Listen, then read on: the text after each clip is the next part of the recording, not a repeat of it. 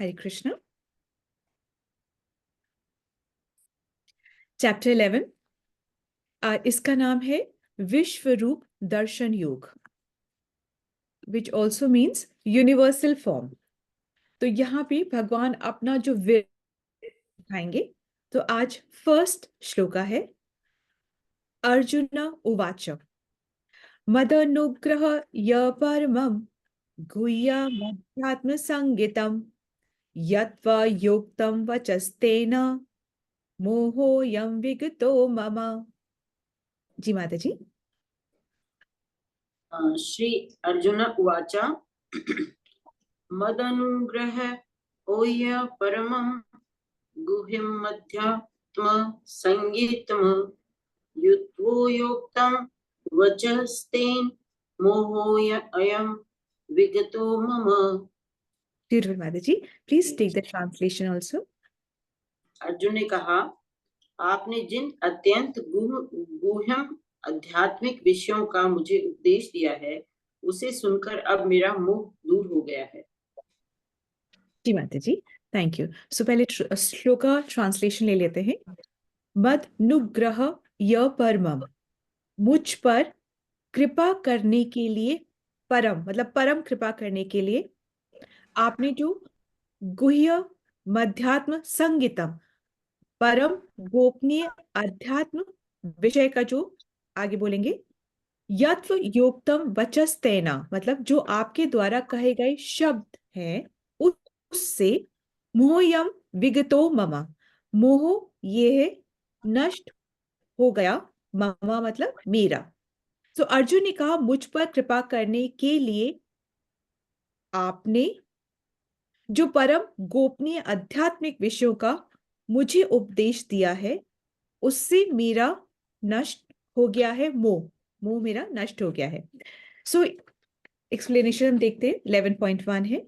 तो पिछले चैप्टर में, पिछले अध्याय में भगवान ने अपनी विभूतियों के बारे में बताया है और ये भी कहा है कि तुमको अर्जुन इतना अधिक जानने की क्या जरूरत है।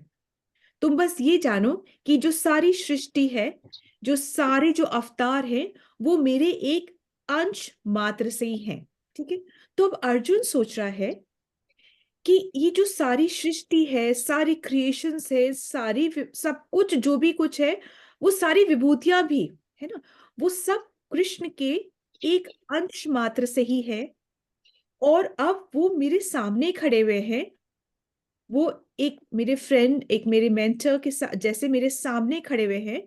तो उसको ये सोच के रोमांच हो गया एकदम, कि जैसे कोई हमारे सामने आ जाए और खूब अच्छे से हम उससे हंसी मजाक हम खूब अच्छे से करते हैं। हरे कृष्ण माता जी। सो कोई अगर हम जस्ट, अच्छा कोई हमारे सामने आ जाए और हम उससे बहुत अच्छे से हंसी मजाक बातें बातें कर रहे हैं। सो उसके बाद में हमें एकदम से पता चलता है अरे ये तो प्राइम मिनिस्टर ऑफ इंडिया है। तो हमारे एकदम से बोले कि अरे we were being so casual, हम इतने कैजुअली बात करते ये तो इतने बड़े, इतनी महान हस्ती हैं। और अब यहाँ कृष्ण के बारे में जो अर्जुन को पता चला है कि सब कुछ उनसे है, तो उसको रोमांच हो जाता है। तो रोमांच हो जाता है। तो ये वाला जो श्लोका वो बोलते हैं, ये श्लोका में 33 अक्षर है, बाकी की श्लोका में 32 अक्षर है। तो एक तरीके से नियम को ब्रेक किया। परंतु जब इतने भाव विभोर हो जाते हैं, जब इतने ओवरवेल्म्ड हो जाते हैं, तो ये नियम भी उनसे टूट जाता है।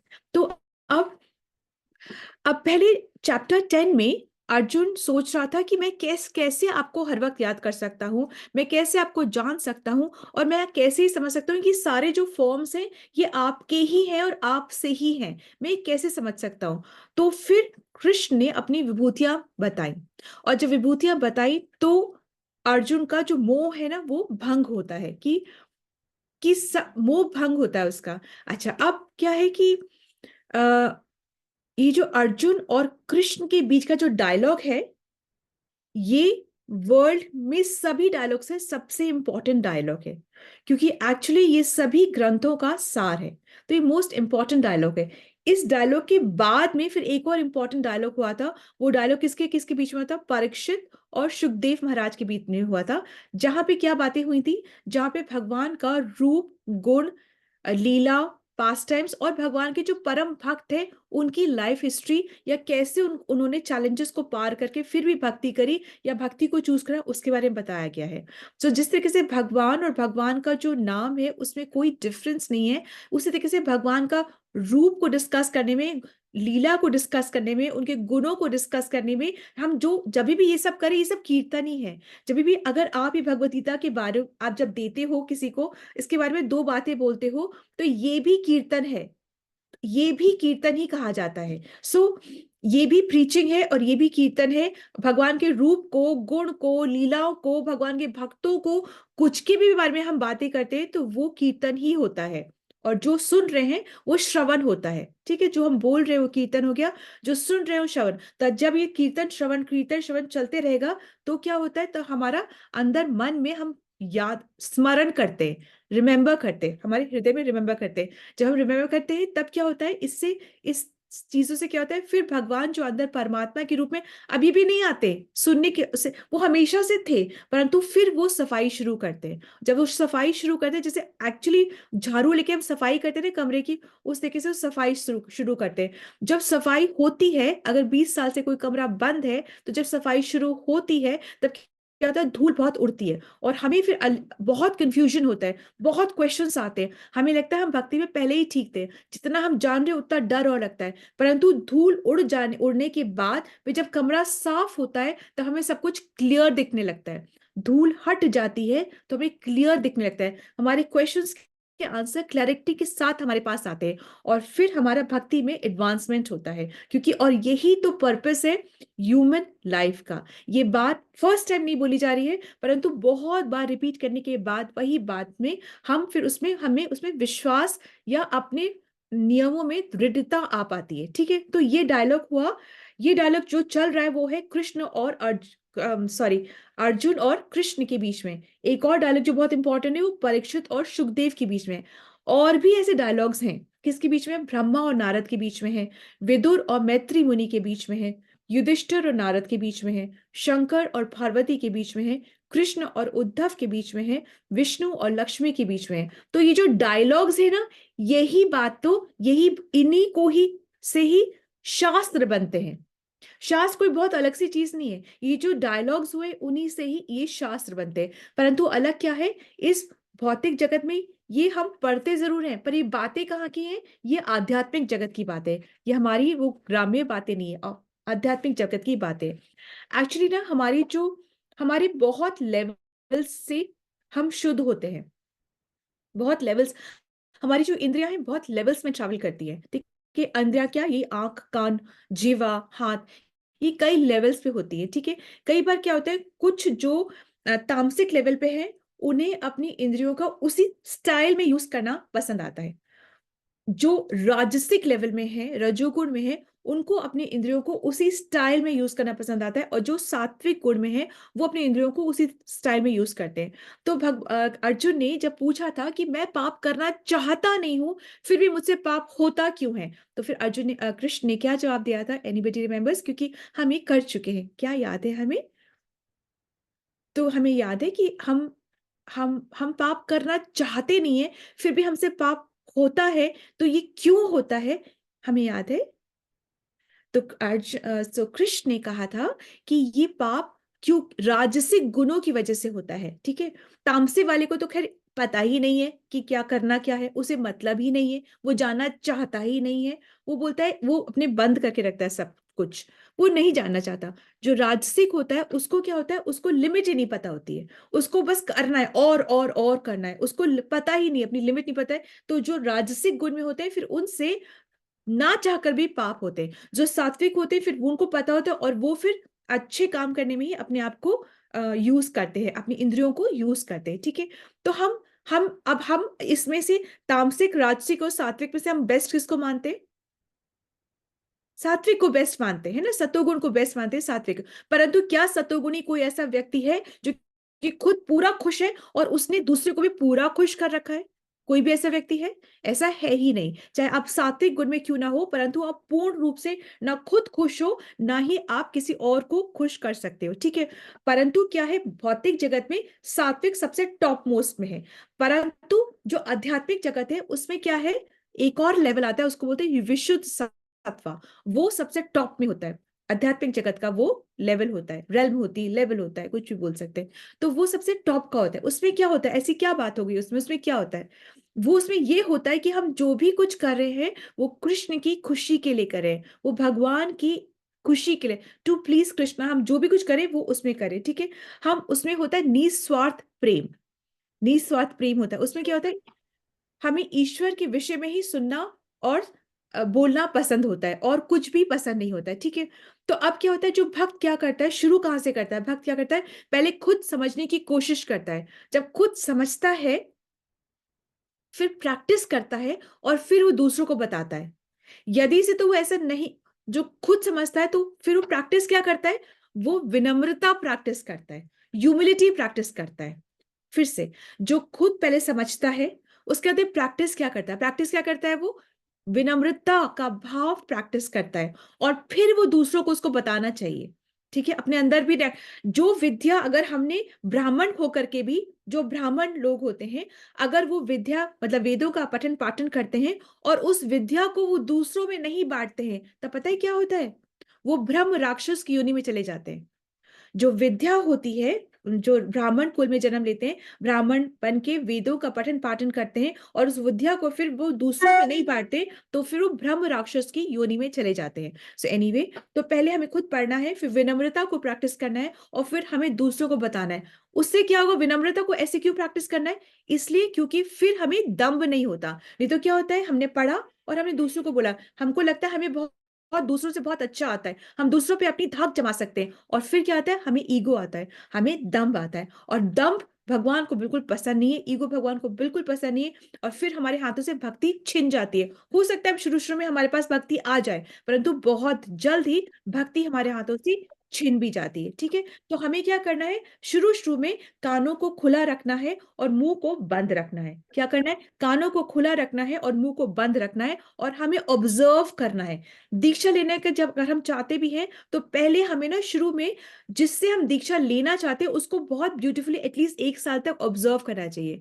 और गुरु को भी, जो शिष्य है जिसको दीक्षित करना चाहता है, एटलीस्ट 2 साल 2 साल तक उसको ऑब्जर्व करना होता है। ये सिस्टम है, ये प्रोटोकॉल है, 2 साल तक ऑब्जर्व करना होता है, ठीक है।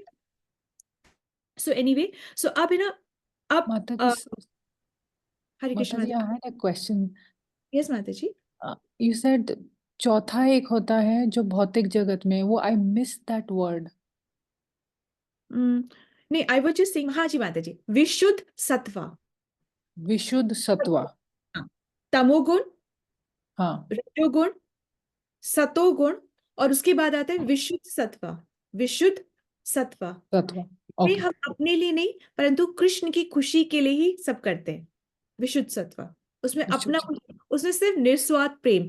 हमारा प्रेम अभी कैसे है, भगवान ने मेरी सुन ली तो हम बहुत खुश हो गए, है ना। भगवान ने नहीं सुनी तो मतलब मैं ही बची थी, ऐसे मैंने क्या करा, मैंने क्या, ये सब क्वेश्चनिंग क्वेश्चनिंग और कंप्लेनिंग हम शुरू कर देते हैं, कि हमारा उतना ही प्रेम होता है जितना भगवान हमसे प्रेम करते हैं, या भगवान हमारी इच्छाओं की पूर्ति करते हैं। परंतु इससे भी ऊपर ये होता है निस्वार्थ प्रेम। उसमें क्या होता है, अपना, भगवान चाहे अच्छा करे चाहे बुरा करे चाहे भला, हम वो सब नहीं देखते, हम सिर्फ और सिर्फ प्रेम करते हैं भगवान से। सो और भगवान की खुशी के लिए हम करते हैं। सो वो है विशुद्ध सत्वा। विशुद्ध इस सत्वा। माता जी, जी माता थैंक यू, जी। Thank you. सो अब असल में यहाँ पे अर्जुन ने कहा, आपकी कृपा से मैंने सुना और सुन के मुझे ये ज्ञान प्राप्त हुआ, ठीक है। सो बहुत इंपॉर्टेंट है, वो ये नहीं सोच रहा कि मैं आई एम वेरी लर्नेड, मुझे तो आ गया सब, आपने बोला मुझे सब समझ आ गया, ऐसे नहीं बोला। वो बोला आपकी कृपा से मैंने सुना और सुन के मुझे ज्ञान प्राप्त हुआ। कैसे हुआ, सुनकर मुझे ज्ञान प्राप्त हुआ। परंतु अभी कलयुग में क्या है, हम सुनेंगे हम भूलेंगे, हम सुनेंगे हम भूलेंगे, कुछ याद नहीं रहेगा। देखो पहले जब सतयुग था, जब पहले युगों की बात थी, तब 18,000 श्लोक श्रीमद् भागवतम के सुता गोस्वामी ने जब परीक्षित को सुनाई जा रही थी सुखदेव के द्वारा, तभी सुन करके कंठस्थ याद कर लिए थे। और उसके बाद उन्होंने जाकर के, किन्होंने जाके, सुता गोस्वामी ने जाकर के ब्राह्मणों के बीच में नैमिषारण्य में वो कथा सुनाई थी। तो उन्होंने सुनी और उन्होंने सुनाई, एक भी कुछ भी अपनी तरफ से ऐड नहीं करा, एज इट इज उन्होंने सुनाई। परंतु कलयुग की ये विभूति है कि हमें कुछ याद नहीं रहता है, तो इसलिए हम जब भी कुछ सुनते हैं तो हमेशा एक कॉपी पेन के साथ बैठना चाहिए और कोई एक दो पॉइंट्स को जरूर अपने लिए लिख लेना चाहिए और फिर उसे दूसरों से शेयर भी करना चाहिए। जब हम दूसरों से शेयर करते हैं तो हमारा जो फिल्टर होता है और हमें और अच्छे से याद होता है। ठीक है, तो ऐसे ही तो ये स्टेप बाय स्टेप है, हमें कॉपी पेन के साथ बैठना चाहिए और सुनना चाहिए, प्रीच करना चाहिए, ह्यूमिलिटी को प्रैक्टिस करना चाहिए, सब स्टेप बाय स्टेप चीजें हैं। अच्छा, अब कठोर उपनिषद में कहा गया है कि दो रास्ते होते हैं, दो रास्ते होते हैं। एक रास्ता होता है श्रेयस का, श्रेयस, और दूसरा रास्ता होता है प्रेयस का, प्रेयस। ठीक है, अब जो बुद्धिमान व्यक्ति होता है ना, जो इंटेलिजेंट होता है, वो श्रेयस का रास्ता चुनता है। श्रेयस के रास्ते में क्या होता है, इसमें हमारा भला होता है। कैसे भला होता है, इसमें हम ईश्वर की प्राप्ति कर पाते हैं और अपना भला करते हैं। Is it okay? दूसरा रास्ता होता है प्रेयस का, जो ये लेस इंटेलिजेंट होते हैं, जो वो लोग प्रेयस का रास्ता चुनते हैं। इसमें क्या होता है, इसमें हम वही करते हैं जो हमें पसंद है, हम वही करते हैं जिसमें हम अपनी सुरक्षा पाते हैं, हम वही करते हैं जहां पे हम अपनी सांसारिक इच्छाओं को पूरी कर पा सकते हैं। भगवान है, पर हमें इच्छाएं पूरी करनी है तो हम कुछ भी करेंगे, कैसे भी करेंगे। वो होते हैं, वो होता है श्रेयस का रास्ता। क्यों? वो सॉरी, वो होता है प्रेयस का रास्ता, और वो चुनते हैं लेस इंटेलिजेंट लोग। तो जो प्रेयस चुन रहे हैं उनको लेस इंटेलिजेंट क्यों कहा जा रहा है? जो जो प्रेयस का रास्ता चुन रहे हैं उनको लेस इंटेलिजेंट क्यों कहा जा रहा है? उनको मंदबुद्धि क्यों कहा जा रहा है? उनको बुद्धिमान क्यों नहीं कहा जा रहा है? क्योंकि वो भौतिक जगत की ही रहने की तैयारी कर रहे हैं, है ना? बिल्कुल सही बोल रहे हैं। वो भौतिक जगत में रहने की पूरा तैयारी कर रहे हैं, और भौतिक जगत टेम्परेरी है। इस यहाँ की सारी इच्छाएं टेम्परेरी हैं, यहाँ की सारी चीजें टेम्परेरी है, और जिनसे हम ये चीजें मांग रहे हैं ना देवी देवताओं से, वो भी टेम्परेरी हैं, वो भी एक स्पैन के लिए ही हैं। तो ना तो इच्छाएं, क्यों हमारी एक इच्छा हमारी पूरी हो गई, तो जैसे सपोजिंग अगर मेरी इच्छा थी मुझे ये शॉल खरीदनी है, सपोजिंग मेरी इच्छा बनी, मैंने ये शॉल खरीद ली, क्या इस इच्छा को पूरी करने से मैं क्या अब जीवन में कोई दूसरी शॉल नहीं खरीदूंगी या कोई दूसरी शॉल नहीं पहनूंगी? तो कोई इच्छा संपूर्ण नहीं है। ठीक है, तो इसी तरीके से ना इच्छा संपूर्ण है। इच्छा को पूरी करने से इच्छाएं पूरी नहीं हो जाती। इच्छा को पूरी करना घी में आग डालने की जैसा ही है। एक इच्छा पूरी हुई, दूसरी सामने खड़ी हो जाती है। तो इच्छा पे काबू पाना होता है, इसको पूरा करने का मतलब नहीं होता है। इसको पे कंट्रोल करना होता है, इस पे काबू पाना होता है, और इच्छाओं को सुंदर बनाना होता है। सुंदर कैसे बनाएंगे? हमें सही इच्छा करनी पड़ती है। ठीक है, इच्छाओं को मारना नहीं है, उनको कंट्रोल करके उनको सही बनाना है। वो ही भक्ति है। एनीवे, तो अच्छा, अब ये इच्छा पे इतनी बातें क्यों हो रही है? इच्छा पे इसलिए बातें हो रही है क्योंकि ये इच्छा ही है, और हमारे कर्म में दो चीजें होती है, एक इच्छा होती है और एक हमारा कर्म होता है, जो कि हमें दूसरा जन्म या दूसरी बॉडी दिलाता है। ठीक है, हमने इच्छा कर ली, ये हो वो हो, ठीक है, दूसरा बॉडी मिलेगी, वो इच्छाएं हमारी पूरी होंगी। क्यों? क्योंकि भगवान तो अंदर बैठे हैं, वो तुम्हारी सारी इच्छा पूरी करने को ही बैठे हैं। वक्त आने पे वो इच्छा पूरी करते रहेंगे। तुमने इच्छा करी छोटी सी भी, अगली बॉडी मिलेगी, फिर इच्छाओं को हम पूरा करेंगे। ठीक है, और फिर उसको पूरा करते करते हम कर्म करेंगे। अब कर्म से भगवान की प्राप्ति नहीं होती है। पुण्य कर्म करके, जो शास्त्र में लिखे हुए हैं, करेक्ट कर्म करके भी, पुण्य कर्म करके भी भगवान की प्राप्ति नहीं हो सकती है। कैसे नहीं हो सकती, क्यों नहीं हो सकती, और कैसे भगवान की प्राप्ति हो सकती है? कर्म करके, हम पुण्य कर्म करके हमें अच्छा सुव्यवस्थित घर, सगे संबंधी, विद्या, ये सब हमें अपने कर्मों से मिलता है। ठीक है ना? क्या फैमिली, कितना एनवायरनमेंट कैसा है, सब कुछ हमें अपने कर्मों से मिलता है। तो तो कर्मों से हमें अच्छा एनवायरनमेंट मिल सकता है, परंतु हम, पहली बात तो भगवान को चूज हम ही करेंगे, नंबर वन। उस सेकेंडली जब हम चूज कर लेंगे, जब हम भक्ति करेंगे, तभी हम भक्ति से ही क्या हम भगवान को प्राप्त कर सकते हैं, और कोई दूसरा तरीका वहां पे है नहीं। ठीक है, तो जब हम भक्ति को से भगवान को प्राप्त करते हैं तो हम कर्मों के लेवल से ऊपर उठ जाते हैं।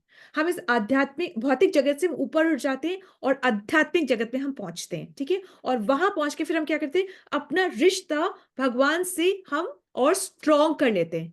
तो भगवत गीता जो हम पढ़ रहे हैं, ये इसमें क्या कर रहे हैं, इससे हम अपना रिश्ता स्ट्रॉन्ग कर रहे हैं। रिश्ता है, हम भूले हुए हैं, इसलिए हम दुख में हैं। भगवत गीता पढ़ रहे हैं, अपना रिश्ता स्ट्रांग करें तो हम एक अनदर लेवल ऑफ हैप्पीनेस में हम आ जाते हैं। ठीक है, तो अब रिश्ता स्ट्रांग करने का सबसे आसान और अच्छा तरीका हमें चैतन्य महाप्रभु ने बताया है कि हरिनाम संकीर्तन, दैट इज इट। उससे हमारा रिश्ता स्ट्रांग होगा और हमें क्लैरिटी आती है, अंधकार हटता है, सब धूल सेटल होती है और हम आगे बढ़ते हैं। तो हर युग का एक्चुअली धर्म होता है। अगर हम जिद करें कि नहीं हम तो करेंगे ओम नमो भगवते वासुदेवाय, तो अब आप बोलो इसमें क्या बोलेंगे हम? गलत है ये? नहीं, गलत नहीं, सही। सही है। पर क्या है, हर युग का एक धर्म होता है। जैसे सतयुग में क्या धर्म था? ध्यान में, मतलब तप में हजारों साल के जीवन होता था। 36,000 तप में रहते थे। हिरण्यकशिपु देखा ना कैसे एकदम पूरी हड्डियों का ढांचा बन जाते हैं, बम भी बन जाती है, मतलब कि एंट हिल जो होता है ना वो उनके ऊपर बन जाती है, इतनी वो तपस्या करते हैं। 36,000 तक तपस्या करते हैं, या 36 साल नहीं कर सकते। और एक और बात मुझे एकदम से याद आई है कि अगर जो हम ये साधना है ना, हम अगर इसका नियम 12 साल तक कर लेना तो हमारी फ्लाइट की टिकट पूरी डायरेक्ट फ्लाइट के कट जाते हैं। ठीक है, तो वेट नहीं करना है, क्योंकि 12 साल तक अगर अपनी साधना हमने कर ली, जब करना, जो भी कुछ एकादशी फास्ट करना, तो हमें कुछ और करने की जरूरत नहीं, हमारी फ्लाइट की सीधे टिकट कट गई एनीवे। तो सतयुग में क्या होता है? ध्यान है। त्रेता युग में क्या है? हमें यज्ञ करना था। ठीक है, द्वापर में जब आया तब क्या करना हुआ? अर्चना करनी पड़ी, पूजा करनी पड़ी, आरती करनी पड़ी। मतलब है ना, जो रिसोर्सफुल है उतने ही अच्छे से वो कर पाता था। जो जितना धनी उतने सुंदर सुंदर तरीके से वो अर्चना पूजा कर पाता था। अब कलयुग का क्या धर्म है? कलयुग का क्या धर्म है? हर युग कीर्तन। नाम चैंटिंग, नाम हरि जप। नाम। संकीर्तन, बस हरिनाम संकीर्तन धर्म है कलयुग। तो अब बेसिकली इस वाले चैप्टर के कुछ इंपॉर्टेंट पॉइंट्स है वो मैं बोल देती हूँ, then we done with it. तो इस युग का धर्म है, इस युग का क्या धर्म है? हरिनाम संकीर्तन। इस युग की क्या तपस्या है? इस युग की क्या तपस्या, हम तपस्या करेंगे, हम नाम जाप। नाम जाप। ये जो सुबह उठना, सुबह उठ के आना, ये तप है, ये अपनी बॉडी को तपा रहे हैं हम, ये तपस्या है। ठीक है, ये एकादशी फास्टिंग, ये तपस्या है।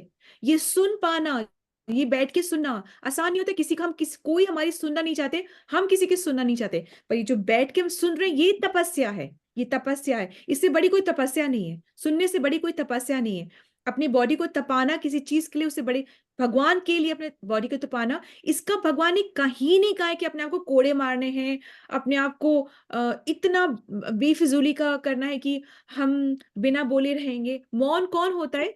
जो कि परपंच में नहीं पड़ता है, सिर्फ भगवान की बातें करता है, वो होते हैं मौनी ऋषि, मौनी मुनि जो होते हैं वो होते हैं। तो भगवान ने कहा ही नहीं कि हम खाली दूध पी के अपना जीवन काटेंगे, हम जीवन भर चुप रहेंगे, हम खड़े, आज हमारा व्रत है, हम खड़े ही रहेंगे या हम बैठे ही रहेंगे, ये सब भगवान ने बोला ही नहीं है। उन्होंने कहा है कि कलयुग का धर्म है सिर्फ सिंपली आप एक जगह बैठ के चुपचाप बैठ करके आप माला कर लो, फास्ट कर लो, एकादशी का फास्ट कर लो, और आप अपने अपनों को मेरा नाम प्रीच कर लो। बस मैं तो बहुत इसमें बहुत खुश हूँ। और मुझे खाने को क्या चाहिए? मुझे भोग लगाने में क्या चाहिए? पत्रम पुष्पम फलम तोयम। क्या हम नॉनवेज का भोग लगा सकते हैं? नहीं। क्यों नहीं। नहीं लगा सकते? क्यों नहीं लगा सकते हम नॉनवेज का भोग? क्यों नहीं लगा सकते? क्योंकि भगवान ने बताया है ना इसमें कि मेरी जो मेन्यू है वो पत्रम पुष्पम फलम तोयम, ये 4 चीजें बस चाहिए। उन्होंने कहा ही नहीं है कि मुझे मीट चाहिए, मुझे मदिरा चाहिए, मुझे, उन्होंने कहा ही नहीं है। ठीक है, अब हम अज्ञानता वश अगर हम इस चीज को ना समझे तो ये हमारी अज्ञानता है। ठीक है, सो एनीवे जो थोड़े से जो इंपॉर्टेंट पॉइंट्स भगवान ने इस वाले श्लोक में बताए वो ये है कि अर्जुन अब ये समझ गया है कि कृष्ण जो है वो ऑर्डिनरी ह्यूमन बीइंग नहीं है, वो समझता है। दो अभी तक वो फ्रेंड के जैसे उनसे इंटरेक्ट कर रहा था, परंतु अभी वो समझ गया कि ऑर्डिनरी इंसान नहीं है। ठीक है, ये अर्जुन समझ गया। सेकंड क्या समझ गया? कि ये फ्रेंड तो है पर सिर्फ फ्रेंड नहीं है। तो फिर ये क्या है? यही सभी चीजों के सृष्टि करता है, यही सभी चीजों के कारण है, कारणों के कारण कृष्ण है, कृष्ण ही है, कृष्ण भी है नहीं, नहीं। अब वो समझ गया है कि इस बारे वो समझ गया है कि कृष्ण ही है, वो ये समझ गया है। और अगर और वो ये भी समझ गया है कि आपकी कृपा से मैं सुन पाया और मेरे को ये ज्ञान प्राप्त हुआ। ठीक है, अब ठीक है, उसको उनका अर्जुन बहुत फॉर्चुनेट है, कृपा हो गई, ज्ञान प्राप्त हो गया।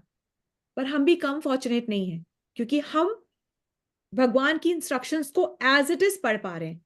कोई ओपिनियन नहीं है, एज इट इज हम समझ के हम एज इट इज पढ़ पा रहे हैं, एज इट इज सुन पा रहे हैं, नंबर 1। ठीक है, अब क्यों जरूरी है हमें ये मोह को हटा देना और कृष्ण को समझ पाना, क्यों जरूरी है? क्योंकि हम जितना ज्ञान से कृष्ण को समझेंगे, उतना ही हम अच्छे से चैंटिंग कर पाएंगे, उतना ही हम अच्छे से भगवद गीता को समझ पाएंगे। नहीं तो हमारा ध्यान इधर उधर भटकते ही रहेगा। हम हर दूसरी चीज को अच्छा मान के उसमें हम अपना टाइम को लगा देंगे। ठीक है, तो और जब हम इधर उधर भटकते रहेंगे ना, तो लास्ट में क्या होगा? लास्ट में हमें लास्ट के जो फाइनल एग्जाम होगा ना, और जब भगवान पूछेंगे तुम्हें कौन याद है, यही क्वेश्चन आने वाला है। ठीक है, ये क्वेश्चन पता होने के बावजूद हम तैयारी नहीं करते। फिर हम तुम्हें कौन याद है, तो हो सकता है हमने विल नहीं बनाई, ये याद आ गया, हमको याद आ गया अरे प्रॉपर्टी का मैंने अच्छे से बंटवारा किया नहीं, मुझे ये याद आ गया, मेरे बच्चों का क्या होगा, ये याद आ गया, या हमें कुछ भी याद आ गया जो जो हम हर वक्त सोचते रहे अपने हस्बैंड अपने, तो अगला शरीर हमें वो ही मिल जाएगा। हम कोई भगवान, इधर हम देवी जी का याद आ गया, उधर गणेश जी का याद आ गया, कुछ भी याद आ गया, जहाँ जो याद आएगा ना लास्ट में हम वहीं चले जाएंगे। हिरन है, अपने पेट्स हैं, कुछ भी याद आएगा ना, वही बॉडी हमको मिल जाएगी। ये लेवल तो हमने कहाँ देखा है? भरत महाराज की उसमें देखा है। तो इस चैप्टर से हमें ये सीखना है कि हमें यही पे कॉन्सेंट्रेट करना है, फोकस करना है। जैसे लास्ट वाला जो एग्जाम है, लास्ट वाला जो क्वेश्चन है, उसको हम पास कर पाए, उसको अगर हमने पास कर लिया तो हमें तो मोक्ष मिलेगा। कैसे मोक्ष मिलेगा? हम जन्म मृत्यु जरा और व्याधि से हम अपने आप को बचा पाएंगे, अपने आप को फ्री कर पाएंगे, और फिर हमें मोक्ष मिल जाएगा। तो भगवान की ग्रेटनेस भी समझता है अर्जुन, और भगवान की स्वीटनेस भी समझता है अर्जुन। ठीक है, so just a moment. Okay, एक बार बताइए कि क्या जैसे बहुत हम भगवान का रट्टा लगा करके भगवान को नहीं, सपोजिंग से क्या हम श्लोकों को रट्टा लगा करके, भगवान का रट्टा लगा के क्या हम भगवान को प्राप्त कर सकते हैं? क्या हम किसी भी चीजों का मतलब जितने भी श्लोक हैं उनका रट्टा लगा के हम भगवान को प्राप्त कर सकते हैं? कई लोग बोलते हैं कि हमें भगवत गीता कंठस्थ याद है, 700 श्लोक हमारे दादाजी को, नाना जी को, पापा जी को कंठस्थ याद थी। तो क्या कंठस्थ याद करके हम भगवान को प्राप्त कर सकते हैं? नहीं। नहीं प्राप्त कर सकते, है ना? तो भगवान को प्राप्त कब कर सकते हैं? जब भगवान की कृपा होगी, तब हम भगवान को प्राप्त कर सकते हैं। जब हमने करा प्रयास, हमने किया प्रेम, हमारा प्रयास रहा, तो भगवान की कृपा रही, और जब कृपा रही तब हम भगवान को समझ पाएंगे और प्राप्त कर पाएंगे। सिर्फ श्लोकों का रट्टा लगा लेने से हम भगवान को प्राप्त कर लें, ये नहीं हो सकता। कल जब राम आए ये बातें हो रही थी, तो पूरा देश जय श्री राम कर रहा था ना? तो क्या वो राम को समझ पा रहे थे? क्या उनको वाकई राम से प्रेम था? सबको नहीं। ऐसा नहीं था। वो क्या समझ रहे थे कि राम अवतार हैं भगवान के, नहीं समझ पा रहे थे। ठीक है, वो ये नहीं समझते कि राम खुद भगवान है, राम अवतार है भगवान के, नहीं है, राम खुद भगवान है। इस चीज को नहीं समझ पा रहे थे। सो हरे कृष्णा, धन राम, श्रील प्रभुपाद की जय, श्रीमद् भगवद गीता की जय। ठीक है, Hare Krishna, let's move forward. So thank you so much for your